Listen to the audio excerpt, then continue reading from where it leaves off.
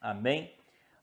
Então, mais uma vez, eu quero dar boa noite a todos e todas que estão aqui comigo. Sejam bem-vindos em nome de Jesus.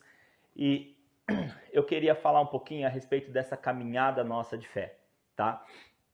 A nossa vida, ela vive de muitos altos e baixos, né? Domingo mesmo eu estava compartilhando a respeito disso. A vida de José é uma demonstração de altos e baixos. Eu sei que quem estava assistindo online perdeu alguma parte, se não boa parte, da pregação. Então, não é um complemento, nem uma continuação, mas fala também a respeito disso, desses altos e baixos que nós vivemos. E muitas vezes, muito disso se dá por conta da forma com que nós vivemos, né? Eu coloquei aí no título a sabedoria versus emoção. Sabedoria versus emoção.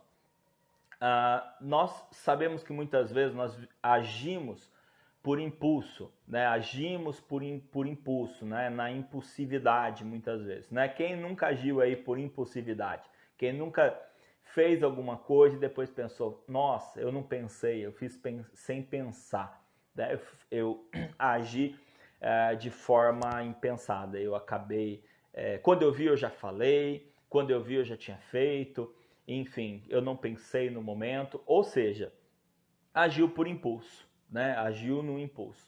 E muitas vezes o impulso, agir por impulso, foi algo que nós acabamos fazendo, levados pelas nossas emoções, né?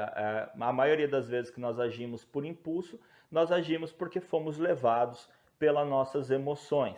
E então nós entendemos que nós precisamos controlar as nossas emoções. Nós não podemos agir pelas emoções.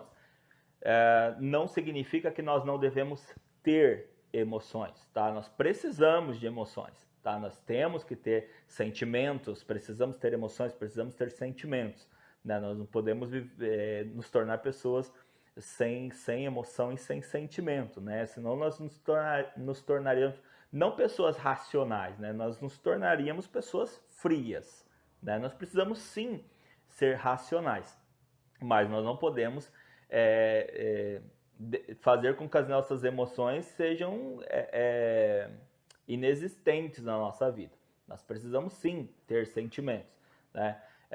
Eu sempre digo e sempre reforço, né, que o amor ele não é um sentimento, mas é necessário sentimentos para amar, né? Eu preciso ter os sentimentos para poder amar. E muitas vezes as demonstrações de amor, apesar de serem atitudes, elas são levadas através de sentimentos, né? Então, eu não posso ignorar os sentimentos e nem querer isolar os sentimentos da minha vida.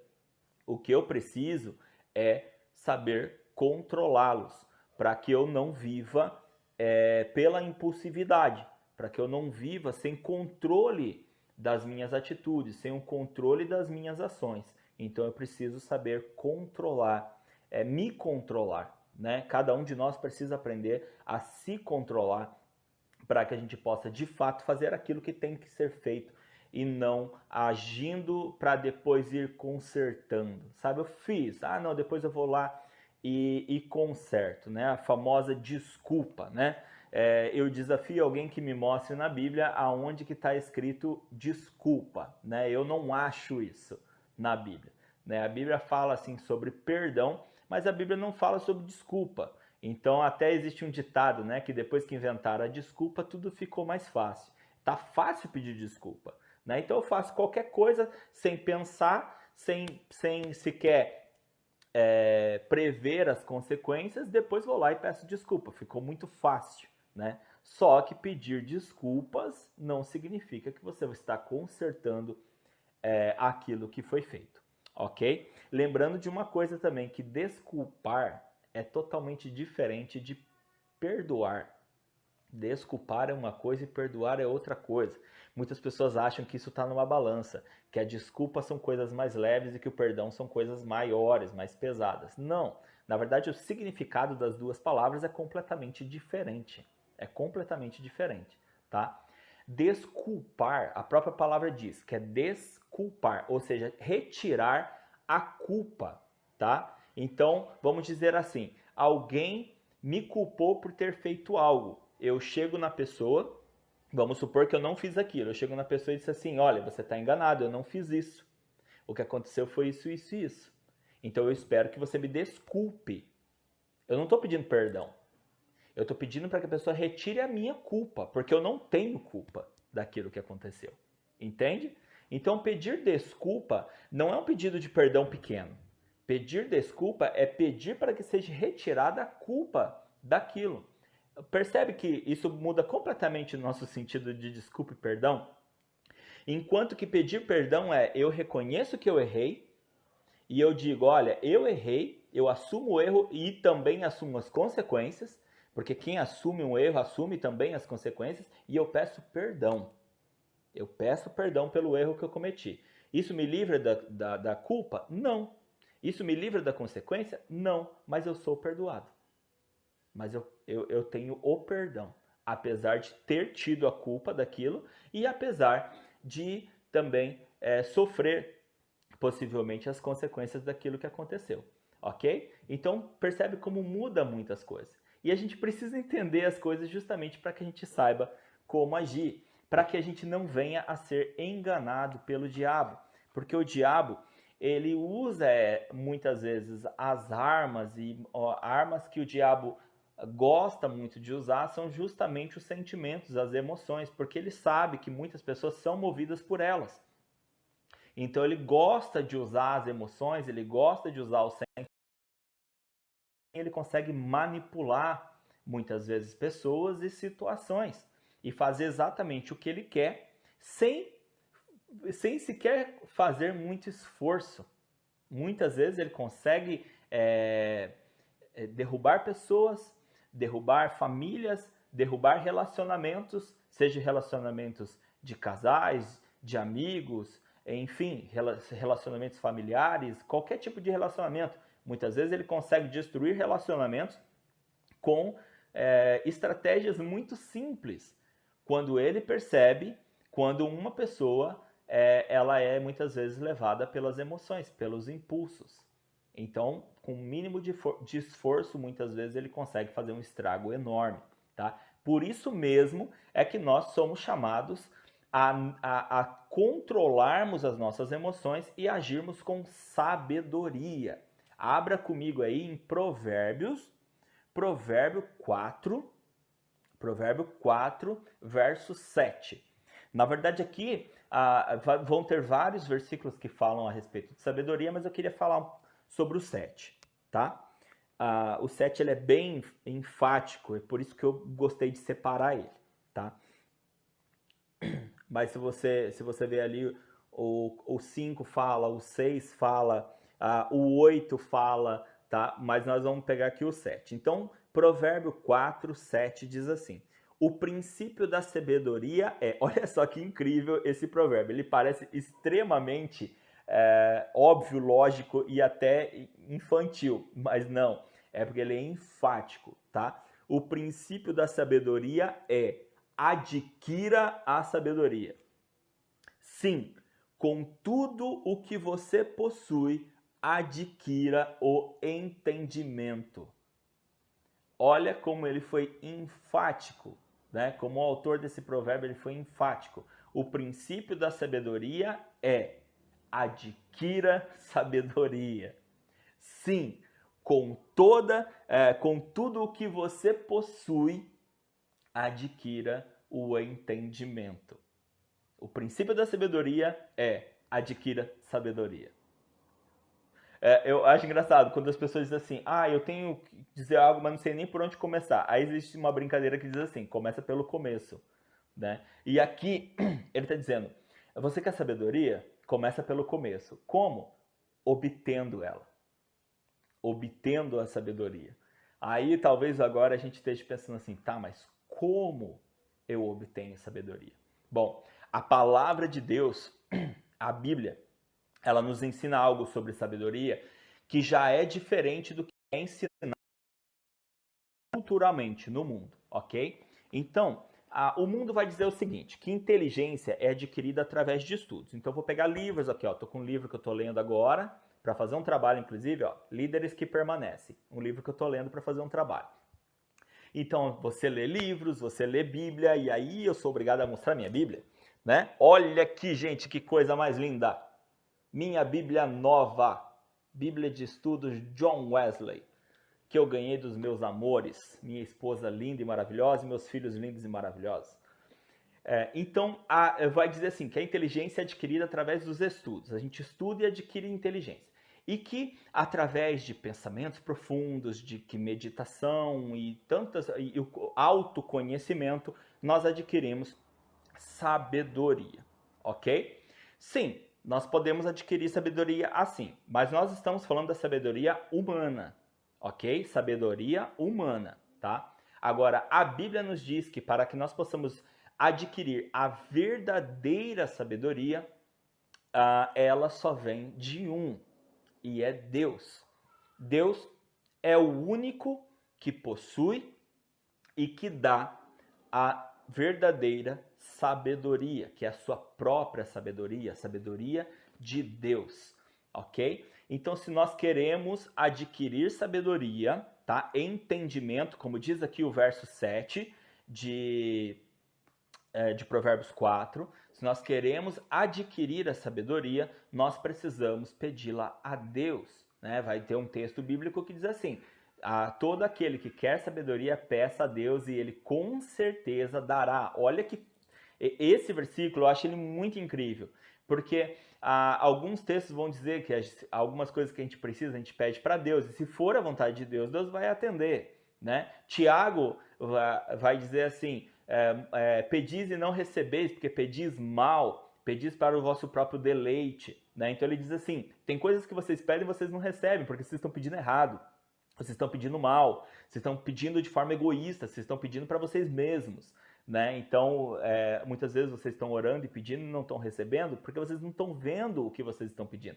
Ou seja, vocês não estão tendo sabedoria para pedir.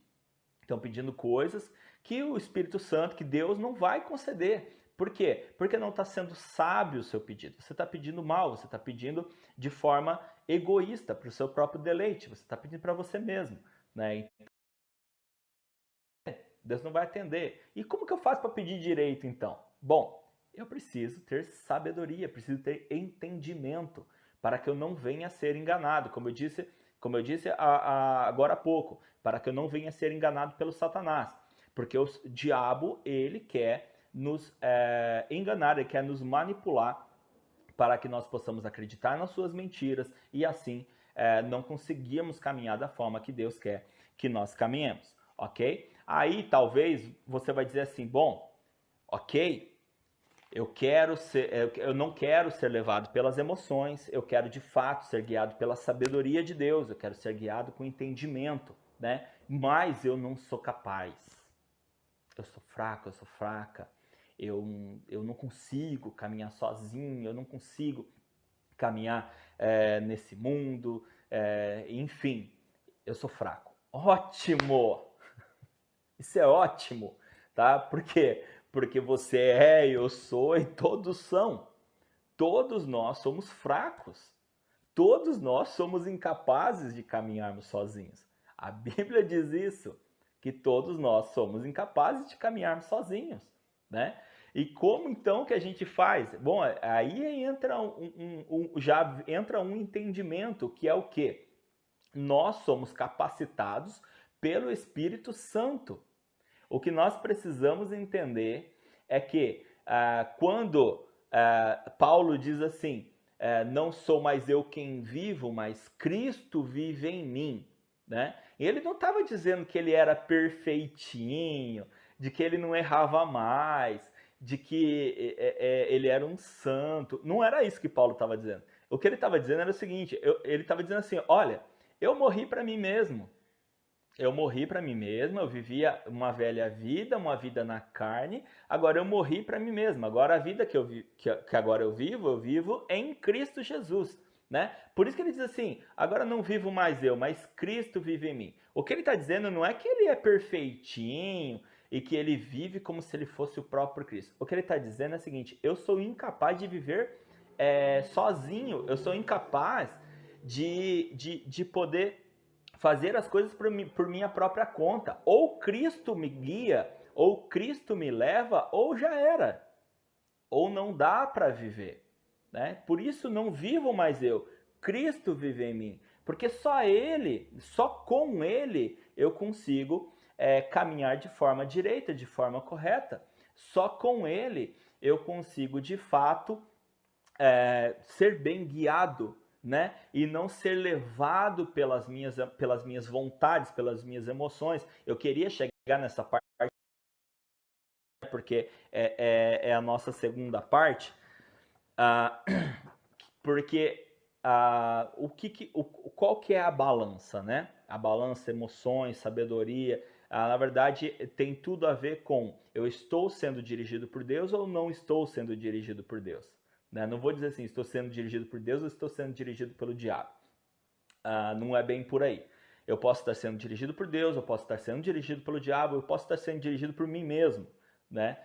Mas isso não significa que eu estou sendo dirigido pelo diabo? Não necessariamente. Pode ser que eu simplesmente estou querendo viver a minha vida do meu próprio jeito sem dar ouvido para ninguém. Né? Só que é claro que isso é tudo que o diabo quer. Porque, como eu disse lá atrás, ele aproveita essas brechas, né, para com pouquíssimo esforço ele consiga nos desviar completamente dos caminhos e da sabedoria de Deus. Tá? E com isso a gente vai para o nosso segundo texto. Nós vamos lá para Romanos. Romanos, capítulo 8, versículo 5. Tá? Abre lá comigo. Romanos, capítulo 8, versículo 5.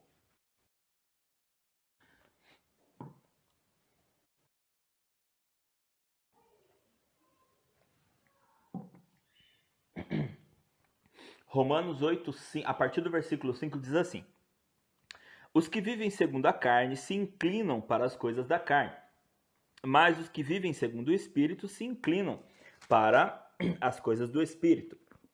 Pois a inclinação da carne é morte, mas a do Espírito é vida e paz. Porque a inclinação da carne é inimizade contra Deus, pois não está sujeita à lei de Deus, nem mesmo pode estar. Portanto, os que estão na carne não podem agradar a Deus. Amém?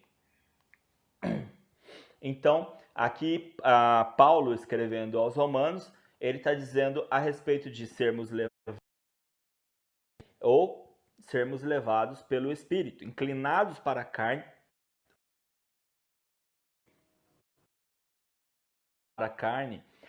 ele está falando a respeito dos nossos próprios desejos. Desejos e vontades vêm através dos nossos sentimentos, através daquilo que nós sentimos, daquilo que nós queremos, né? As nossas vontades muitas vezes têm origem nos nossos sentimentos, muitas vezes têm nas nossas emoções, algo que muitas vezes em mim gera uma vontade, né? Surge um sentimento em mim, ou eu permito que um sentimento em mim cresça, gera uma vontade, um desejo, e aí a carne quer mais é que eu satisfaça esse desejo, essa vontade. E aí Paulo está nesse paralelo. Ou nós somos levados pela carne, ou seja, levados pelo desejo, pelas emoções, pelos sentimentos, ou nós somos levados pelo Espírito Santo. E o Espírito ser levado pelo Espírito Santo significa o quê? Ser guiado por Deus, né? Ou seja, pela sua sabedoria, pelo seu entendimento. Quem nos dá sabedoria é o próprio Deus, através de quem? O Espírito Santo. É o Espírito Santo que nos dá sabedoria. Ou seja, ser guiado pelo Espírito Santo significa... Agora voltou. Voltou aí, gente? Retomando. Deixa eu só pensar onde que eu parei aqui. Bom, como eu estava dizendo, engraçado, né? No começo a gente estava falando da internet e só para variar a internet deu uma travadinha, né? Então tá bom. Assim como vai trocar a internet da igreja, também vai trocar a internet de casa, então também vai melhorar a partir da próxima semana, tá bom? Vamos lá então. Como eu estava dizendo, quando o Paulo está dizendo que a diferença entre sermos levados pela carne ou sermos levados pelo Espírito em sermos levados pelos nossos desejos, pelas nossas vontades carnais, né, que sempre inclinam para a desobediência, e nós sabemos que a desobediência é o pecado, ok? Ou sermos levados pelo Espírito, né? E sermos levados pelo Espírito significa sermos guiados através da vontade de Deus, como ele diz aqui, ó, aqui, ó, porque a inclinação da carne é inimizade, versículo 7, tá?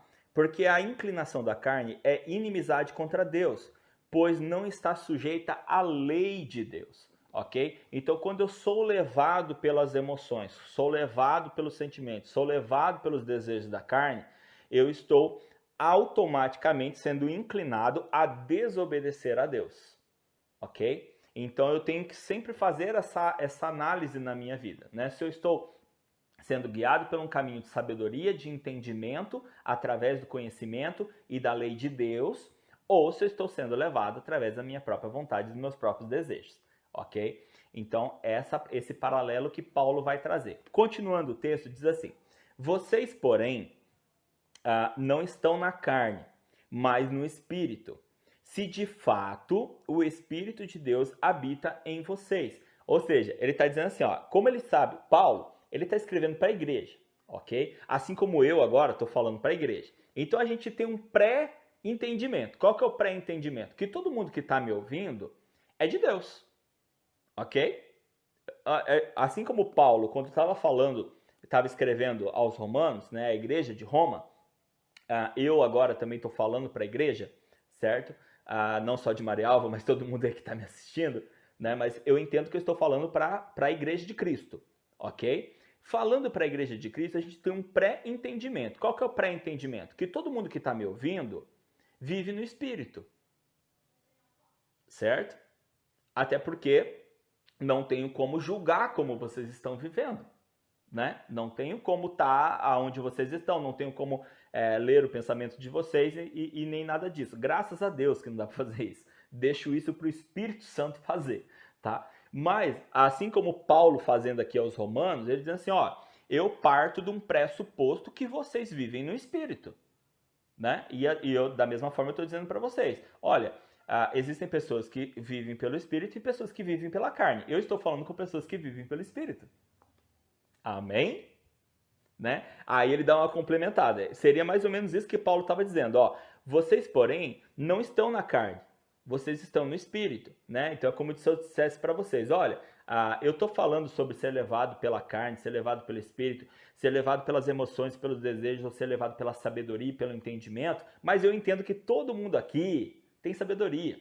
Eu entendo que todo mundo aqui é levado é guiado pelo Espírito Santo e não pelos desejos e tudo mais. Só que ele dá aquela completada típica de Paulo, que eu curto muito, gosto muito em Paulo, né? Eu tenho um pouco disso também, né? Que é o quê?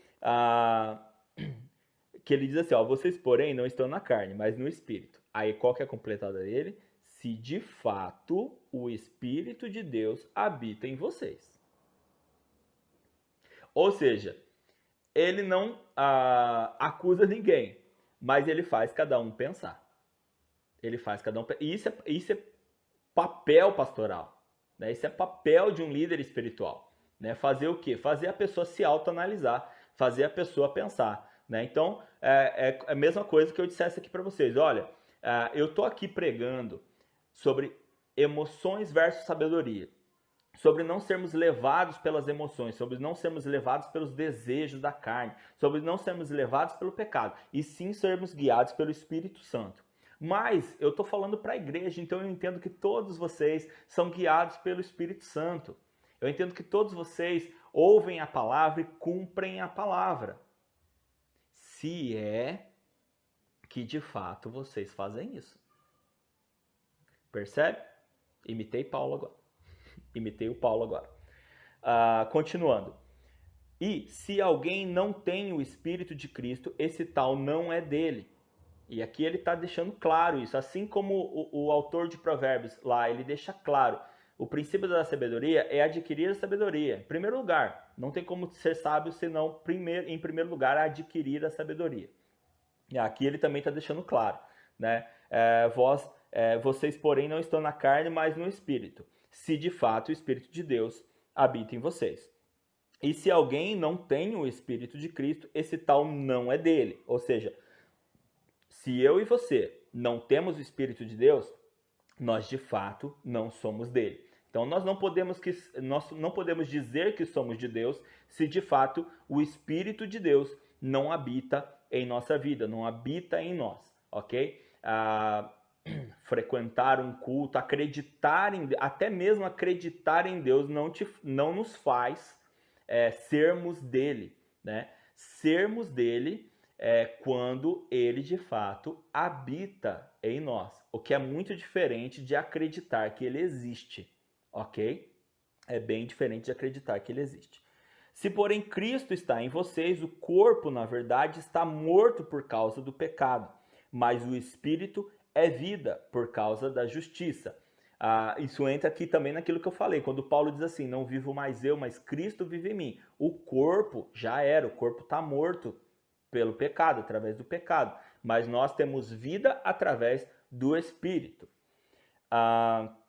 Se em vocês, versículo 11, se em vocês habita o Espírito daquele que ressuscitou Jesus dentre os mortos, esse mesmo que ressuscitou Cristo dentre os mortos, vivificará também o corpo mortal de vocês, por meio do seu Espírito que habita em vocês. Ou seja, o que ele está dizendo é assim, assim como Cristo morreu e ressuscitou através de Deus, né, do Espírito de Deus, que cada um de nós também possamos morrer para que o mesmo Espírito que ressuscitou Jesus Cristo, o Espírito de Deus que ressuscitou Jesus Cristo, também possa ressuscitar a cada um de nós, para que nós também possamos termos a nossa vida através da vida de Jesus Cristo. Não podemos estar mais mortos, né? Mas que nós possamos sim morrer, né? Morrer para o pecado, né? E sermos então vivificados pela justiça de Deus. Não pela nossa justiça, porque, como eu disse lá atrás, nós somos incapazes. Nós não temos a capacidade de nos justificarmos. Nós não temos a capacidade de nos vivificarmos. Não é por força e nem por violência. Nós não temos a capacidade. A gente precisa entender isso. Precisamos entender isso. E isso vem através da sabedoria de Deus, né? Entender, a sabedoria de Deus nos ensina que nós precisamos morrer para o velho homem, para a velha mulher, né? E vivermos novamente, nascermos de novo através do Espírito de Deus. Assim como Cristo falou para Nicodemos: Nicodemos, vos necessário é nascer de novo. Nicodemos não entendeu na hora, aí Cristo completou. Você precisa morrer o velho homem. O velho homem precisa morrer. E você precisa nascer novamente pelo Espírito. Morrer a velha vida, a vida da carne, e nascer através do Espírito. Isso é sabedoria de Deus. Isso é sabedoria de Deus. Que nós possamos adquirir a sabedoria de Deus para entendermos, termos o entendimento, né, de como é viver através de Cristo. Deixarmos que o nosso velho homem, que a nossa velha mulher, né, sua velha mulher, nossa velho homem e a velha mulher possa morrer e nascermos de novo através do Espírito de Deus. Como Paulo disse, não vivo mais eu, porque o velho Paulo morreu, né? Agora eu nasci de novo e agora eu vivo através de Jesus Cristo, ou seja, eu vivo através do Espírito de Deus, eu sou guiado por Ele, porque eu não sou capaz de fazer isso sozinho, eu preciso ser guiado, e para ser guiado nós precisamos ter sabedoria. Quando nós vamos para alguém e falamos aqui, ó, me ajuda com isso daqui, por que a gente faz isso? É porque a gente entende que aquela pessoa sabe mais do que a gente, fala assim, olha, eu sou incapaz de fazer isso aqui sozinho, eu preciso que você me ajude.